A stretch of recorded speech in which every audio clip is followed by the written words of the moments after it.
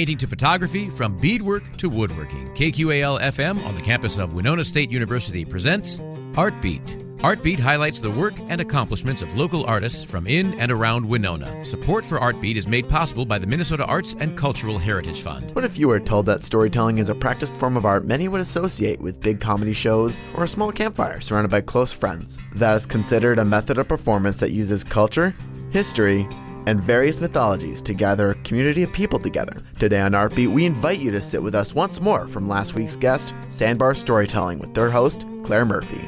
So sit back and relax as we introduce to you the beauty of preserving cultural traditions and wild Irish tales from Sandbar Storytelling today on Artbeat.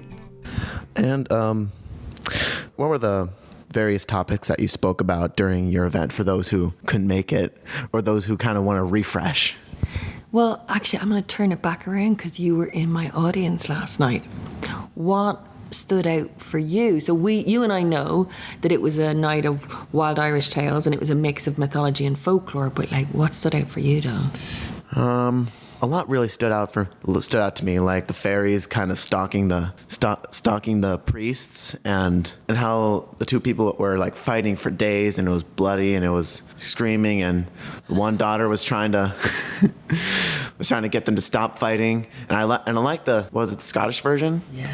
The Scottish version seemed to work out better, because instead of one of them becoming more triumphant, it's more of let's develop a friendship, and kind of has a little message at the end where friendship will always mean something, especially after a few days of killing each other. Yeah, I think that's a good summation. Absolutely.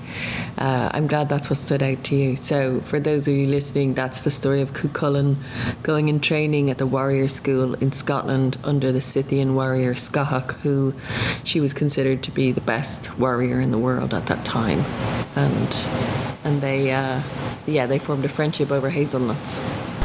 It's not the same as the English fairies, is it? No. Because in England, they have lots of stories about fairies that kind of bring you flowers. And in America, you've got amazing stories about fairies that flit around in multicolored dresses and grant you wishes. This does not happen in Ireland. And I probably should say, I think some of you, it feels like a very sort of a crowd that's read a lot about Ireland or been to Ireland a lot. Have you heard much about the origin of the fairies? No. So, in brief, I won't go into it too much, but I'll happily talk more in the lobby. But the fairies, they say, were once gods. The old gods and goddesses of Ireland that lived above the land, and they were really tall. They were very strong, very beautiful. And we came, the Celts. We came from across Europe, and we were smaller, yes. We were not immortal, but we had weapons made of iron. And they said they had no defense against that. There was a huge battle, and if I had 3 days with you, I could tell you the story of the battle. But suffice to say, they lost and we won. That's a storyteller's tool there. And as they were losing, they were actually being driven over the side of a cliff. And they looked up into the eyes of one of our poets, American, and they begged to exist. And he reached out and he said, "You can stay." And he pulled them back up, and as he did, he said, "I'll give you half the island," which they thought was a great deal. And then he said, "You can have the underside of the island."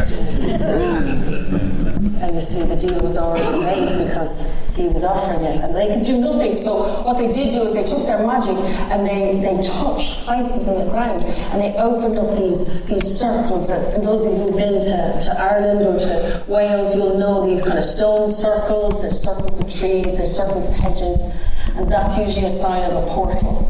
And that's where they went down under what they call the Shee. The banshee comes from this. They go under the ground into the Shee, into the mountains, and they come back sometimes.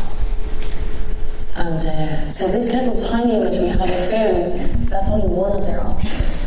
They then come back to this side, this side. So, yeah, you know. And also, you have a workshop today in about an hour. So, do you want to elaborate on what's going to be a part of the workshop? Sure. So it's only a 2-hour workshop. So it's important to say that because it's a glimpse. It's a glimpse. It'd be like if you took a 2-hour singing workshop. It's the beginning of looking at something. But what I like to do is I like to teach through play. So I like people to be having fun as they learn.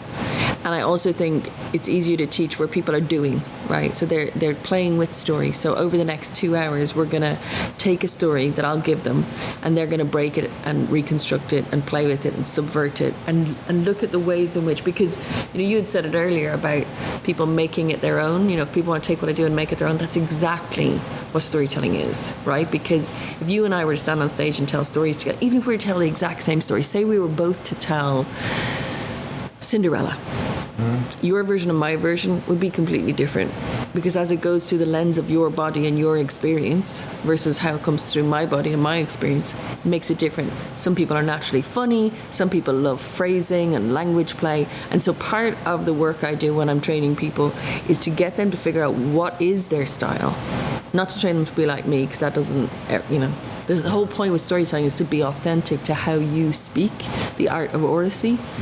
And so getting people to witness that and recognize that how they speak is as valuable as, say, they might have someone in their head where they're like, oh, I'm not as good as so-and-so. And they compare themselves to another speaker, right? So the trick is, it's good to learn from great speakers and see what they're doing well, but it's really valuable to figure out what you're good at and then look at the areas that you want to develop. And so that's some of the things that I do in my workshop. That's really insightful, and I'm hoping to get a glimpse of what that'll be like. And do you think fish could swim in Jell-O? I think with the way DNA adaptations are going, there is a strong possibility that fish, should they need to, would learn to swim in Jell-O. Well, in Ireland, they used to say that it was that 3 a.m. was the most common time, and between 2 and 3 a.m. being that really dangerous time, because that was the time when most souls chose to leave the human body and make the passage over. And so we believed that that was the time when the doors opened. So that was the most dangerous time to be on the roads. Long, long ago, in a small village in County Clare, there was a priest. And to be fair, there were priests everywhere. There was a priest in this village, and his job, of course, is a Roman Catholic priest. That was our selection there in Ireland at the time. And of course, he had to do the Mass on Sunday. Right? I'm sure some of you know that. Mass on Sunday, and then he had 6 days free. But to be fair, in those 6 days, his job was to go and look after his people, his parish, his villagers. And this particular priest was known for calling in on those who were sick and always being by the bedside of those who were dying. So that's what he did with the rest of his week. And there was a man, his name was O'Flaherty. And O'Flaherty, he had gotten sick many times. And many times he had been on death's door. When he was on death's door, the son of O'Flaherty, the young O'Flaherty, was sent to the priest's house. The priest would come clattering up in his horse and cart, and he would get in and he would say those final rites over the body, and O'Flaherty had lived all 3 times. And the people started saying, that priest is really good. So, this one Saturday night in particular, our priest was in bed asleep, and over by the fire was the curate, the young priest who was in training, didn't get a bed, just slept near the warm fire. And it was late, and suddenly there was this, and the priest gone. And he went to the door. And there was young O'Flaherty, and he said, oh, Father, I'm so sorry to disturb you in the middle of the night, but my mammy said to tell you that my dad is definitely going to die this time. And the priest said, all right, go on away home, tell your mother I'll be there as soon as I can. And the woman said, thank you. So the priest, he noticed it was coming up on 3 o'clock in the morning. But he didn't want to do the journey alone. So he went into the kitchen and he just woke up the young man. And the young man got up from the floor.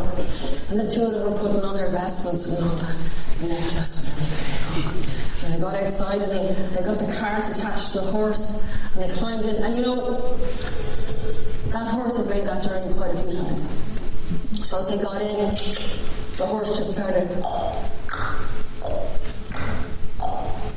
which is a very, actually, can you do that? Keep it steady. It's going steady. That's it. Oh, so nice. So nice you can almost fall asleep to it, which is what happened. And the horse, and it took a moment. When the priest, the young priest, asleep there on his shoulder, he just then stopped him in the middle of the road, in the middle of the night. And the horse just, ears went flat back. And so the older priest woke up the young man. And they looked, and they leaned around the horse.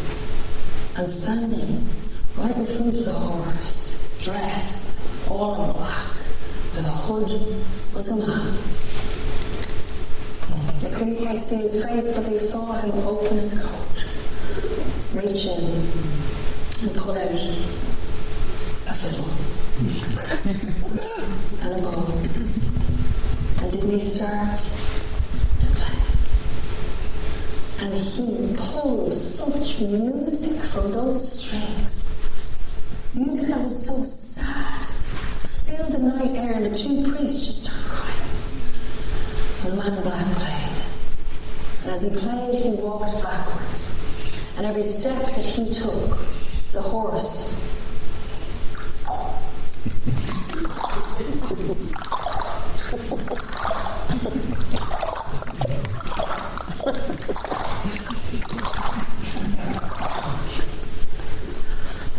and he stood right in front of O'Flaherty's house. And the two priests got out of the little cart. The man in black put away the fiddle and the bow and said, "Are you going to see the dying man, Father?" "I am, yeah, I am. Why'd you ask?" He said, "Oh, well, because I've got a question that's been bothering me for about 400 years or so. And there's this thing that happens right at the moment of death. Right at the moment of death. The soul knows everything there is to know in all the universe. So I'd like you, when you go in, just ask a question for me." And the priest said, "All right, yeah, that seems fair." And the man in black said, "Ask him this. What happens to my people? The good people. What you call us, the fairies. What happens to us on a day of judgment? Do we go where you go? Do we go to your peaceful heaven? Find out." And please reach out.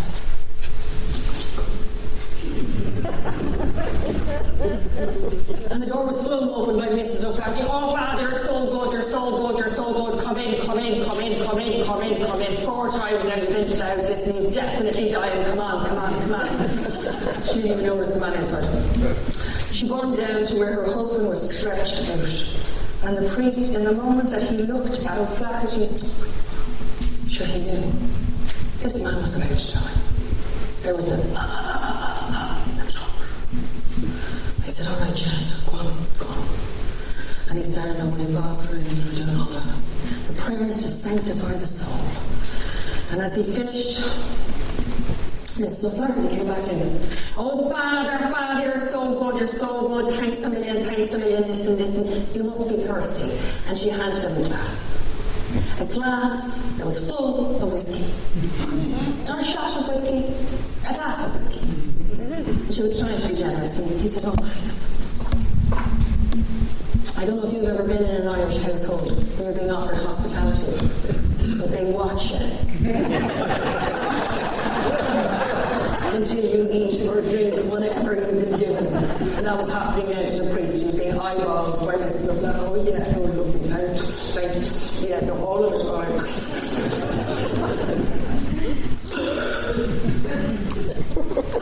That was lovely. And he went back outside. And when he got outside, there was a man in black. He said, well, did you ask my question? I said, no, I forgot, but I'll fix it. And he ran into the house, and he ran into the room, and in fact he was there in the process of dying, and he said, oh, Flaherty, can you answer a question, oh, Flaherty? It's very important. And the voice, ask Father. Oh, Flaherty, what's going to happen to the good people on the day of judgment? Will they go where we go? And suddenly, O'Flaherty sat bolt upright, his eyes on the day of judgment. If the good people have one drop of red blood in their bodies, they will go where we go. And they died.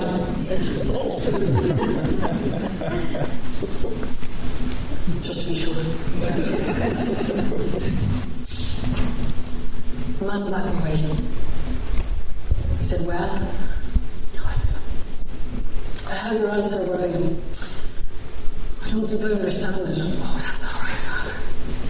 I'm a lot older than you. Just tell me what you heard. If you and your people have one drop of red blood in your bodies, you'll go where we go. That's it. One drop. That's all. He opened up his coat, and on his belt was a knife. One drop. Huh? And he looked at the knife and he was not pleased, so he went again. And again, and again. 12 times he stabbed himself, 12 times he looked at the knife, and 12 times the liquid on the knife was not red, it was green.